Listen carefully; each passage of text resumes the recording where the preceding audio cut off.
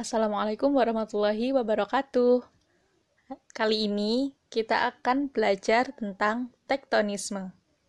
Sebelum itu, ada yang perlu diketahui bahwa tektonisme itu merupakan bagian dari tenaga endogen. Tenaga endogen adalah tenaga atau gaya geologi yang berasal dari dalam bumi. Tenaga endogen meliputi 3 hal, yaitu tektonisme, vulkanisme, dan seisme. Tektonisme merupakan gerakan-gerakan penyusun kerak bumi. Adanya tenaga tektonik dapat menyebabkan terjadinya pergeseran, pengangkatan, lipatan, dan patahan pada kerak bumi. Terdapat 6 teori yang menjelaskan terjadinya gerakan pada litosfer. 1. Teori kontraksi. 2. Teori Laurasia-Gondwana. 3. Teori pergeseran benua. 4. Teori konveksi. 5. Teori pemekaran dasar samudra.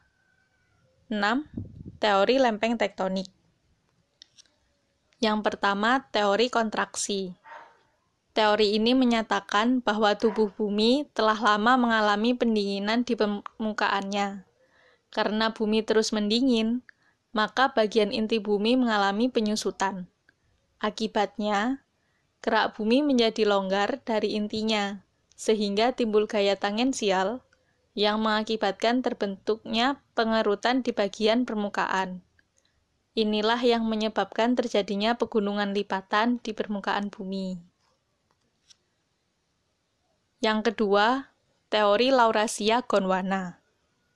Teori ini mengemukakan bahwa pada awalnya di bumi terdapat 2 benua, yaitu benua Laurasia dan benua Gondwana, yang mana masing-masing terletak di kedua kutub bumi.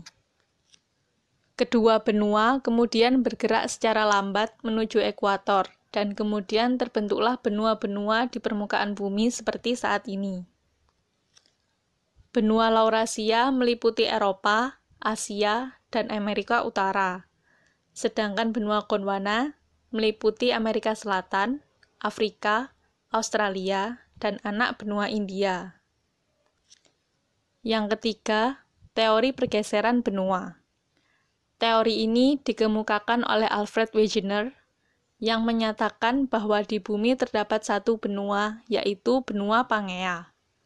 Kemudian secara perlahan benua tersebut mengalami pergeseran ke arah ekuator dan barat. Gerakan pergeseran ke arah ekuator disebabkan oleh gaya sentrifugal akibat bumi berotasi.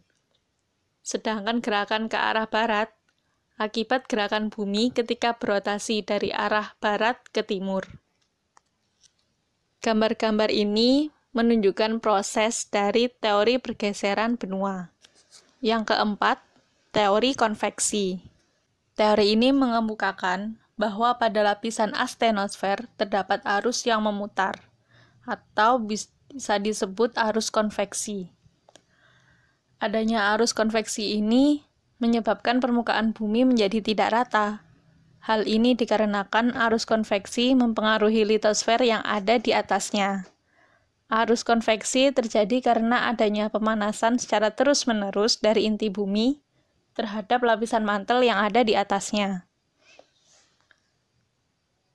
Ini merupakan gambaran arus konveksi yang terjadi pada lapisan astenosfer.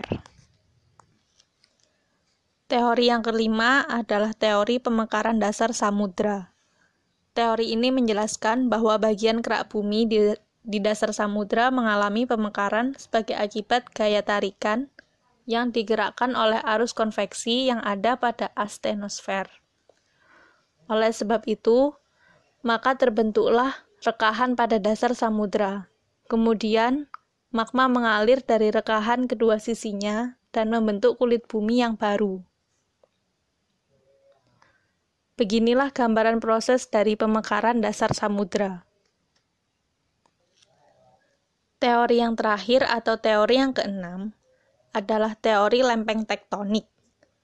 Teori ini menjelaskan bahwa kulit bumi terdiri dari lempeng-lempeng tektonik yang selalu bergerak karena pengaruh gerakan arus konveksi yang ada pada lapisan mantel.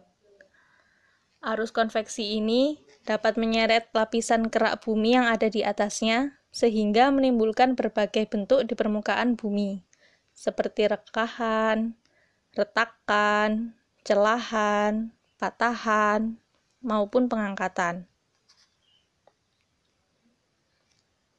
Gambar ini menunjukkan arah pergerakan lempeng-lempeng tektonik di bumi. Jenis-jenis gerakan tektonik ada 4 macam, yaitu lipatan, patahan, orogenesis, dan epirogenesis. Yang pertama, lipatan. Lipatan merupakan hasil perubahan bentuk pada batuan yang ditunjukkan oleh pelengkungan atau melipatnya batuan akibat pengaruh suatu gaya yang mana bekerja pada batuan tersebut. Bagian puncak lipatan disebut dengan antiklin, sedangkan bagian lembah lipatan disebut sinklin. Sementara itu, kumpulan dari antiklin bisa disebut antiklonorium. Gambar ini menunjukkan kenampakan dari suatu lipatan. Yang kedua, patahan. Patahan dapat didefinisikan sebagai setiap permukaan atau zona sempit dengan perpindahan geser yang terlihat di sepanjang zona pergeserannya. Patahan ini disebabkan oleh beberapa gaya yang berupa tarikan, tekanan, dan robekan. Keempat gambar ini menunjukkan jenis-jenis patahan. Ada yang naik, turun berpasangan, dan mendatar. Yang ketiga, orogenesa. Orogenesa adalah proses pembentukan pegunungan terjadi karena adanya tektonisme yang menyebabkan terjadinya patahan dan lipatan. Orogenesa ini terjadi relatif cepat dan wilayah yang terangkat tidak terlalu luas. Kemudian yang terakhir, epirogenesa. Epirogenesa adalah pengangkatan kerak bumi yang meliputi wilayah relatif luas dan terjadi secara perlahan-lahan. Ada 2 jenis epirogenesa, yaitu epirogenesa positif dan epirogenesa negatif.